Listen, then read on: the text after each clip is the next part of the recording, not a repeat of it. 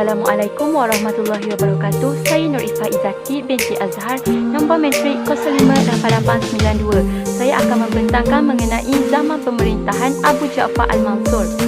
Nama kerajaan Bani Abbasiyah diambil sempena nama bapa saudara Nabi Muhammad SAW iaitu Al-Abbas. Kerajaan ini merupakan empayar kedua Islam selepas penyingkiran pemerintahan kerajaan Bani Umayyah. Seterusnya, kerajaan ini telah merampas kuasa pada tahun 750 setelah berjaya mengalahkan tentera Umayyah dalam medan perang dan berkembang selepas 5 kurun tetapi secara perlahan-lahan dan mengalami zaman kejatuhan. Tujuan penubuhannya adalah untuk merealisasikan idea keturunan Bani Hashim yang beranggapan bahawa tampuk pemerintahan ini hanya layak untuk keturunan mereka sahaja. Kerajaan Abbasiyah telah diasaskan oleh Abu Abbas Abdullah As-Saffah dan diperintah oleh 37 orang khalifah dalam tempoh 5 kurun iaitu bermula pada tahun 132 Hijrah sehingga tahun 1258 Hijrah. Pusat pentadbiran Daulah Abbasiyah terletak di Baghdad. Khalifah kedua dalam kerajaan Abbasiyah ialah Khalifah Abu Ja'far Al-Mansur yang telah banyak membangunkan kerajaan ini semasa zaman pemerintahannya. Seterusnya ialah biografi Abu Ja'far Al-Mansur.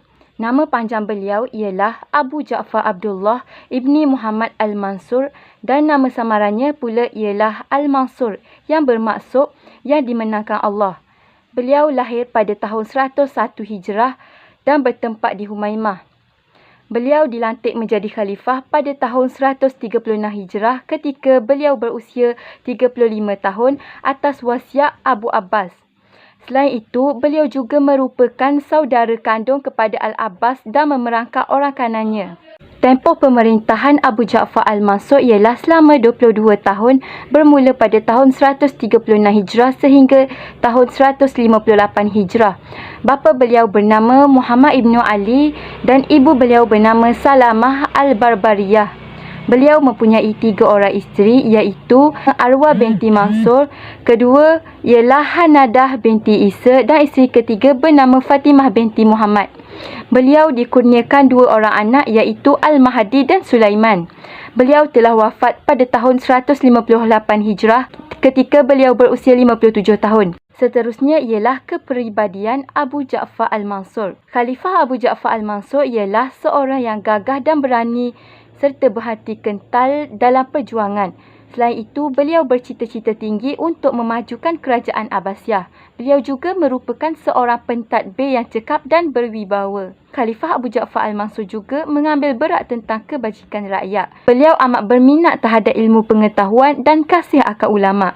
Beliau juga seorang yang bekerja keras dan mementingkan disiplin serta berhemah tinggi. Di samping itu, beliau juga bijak menggunakan masa dengan melakukan perkara-perkara yang berfaedah dan kuat beribadah serta bijak dalam mengatur ekonomi negara.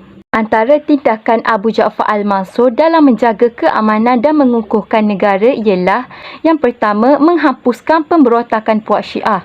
Puak Syiah merupakan penyokong Saidina Ali yang bercita-cita untuk menumbangkan kerajaan Bani Umayyah, tetapi mereka menyerahkan kepada keluarga Al-Abbas.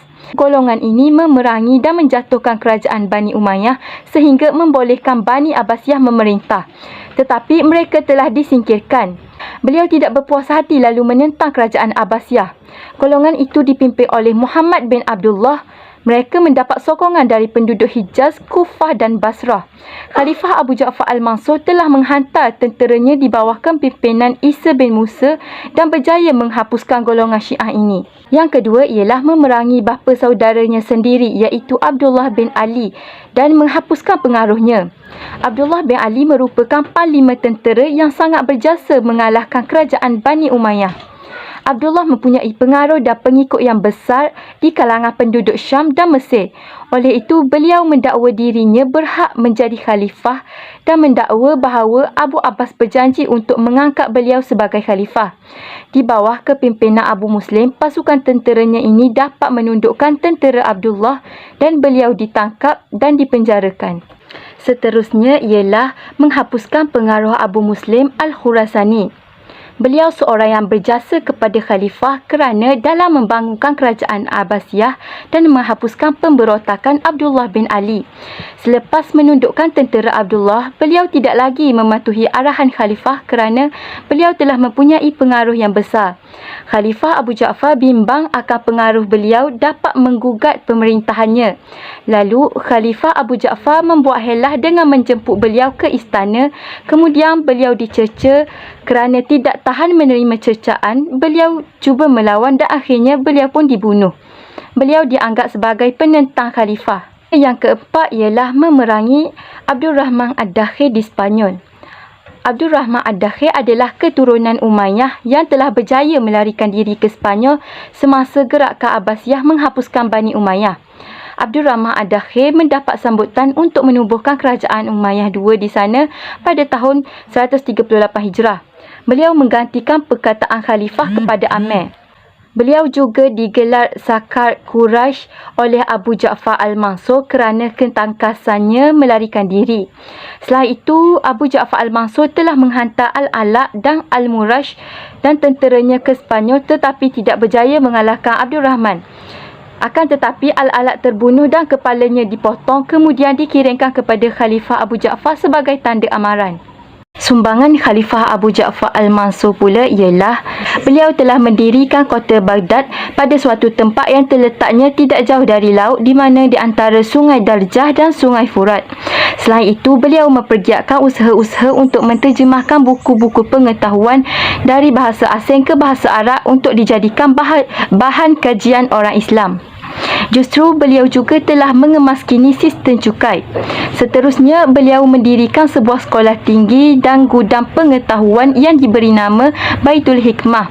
Usahanya itu telah menjadikan kota Baghdad sebagai Kaabah ilmu pengetahuan dan peradaban Islam. Telah lahirnya beberapa orang pujangga, pengarang dan penterjemah yang bijaksana. Beliau juga menyediakan pasar-pasar di tempat yang strategik.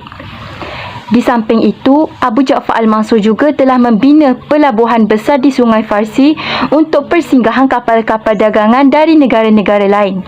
Jasa beliau yang seterusnya ialah membaiki dan menyusung semula sistem pentadbiran negara serta menjimatkan keuangan negara serta menjadikan negara dilimpahi dengan kekayaan. Beliau juga membuat kemajuan dalam mengendali cara pertanian dengan membina saliran-saliran air di kawasan pertanian agar menjadikan negara mendapat hasil yang lumayan. Apa yang dapat saya simpulkan di sini ialah pada zaman pemerintahan Abu Ja'far Al-Mansur merupakan zaman kegemilangan bagi kerajaan Abbasiyah. Terdapat banyak sumbangan yang diberikan oleh Khalifah Abu Ja'far Al-Mansur dalam membangunkan kerajaan Abbasiyah ini. Kepribadian yang ditunjukkan beliau menjadi contoh kepada masyarakat sehingga ke hari ini. Zaman keemasan bagi kerajaan Abbasiyah ketika pemerintahan beliau banyak memberi tauladan kepada umat Islam pada era kini untuk membangunkan dan memajukan lagi negara dan tanah air tercinta ini. Sekian, terima kasih.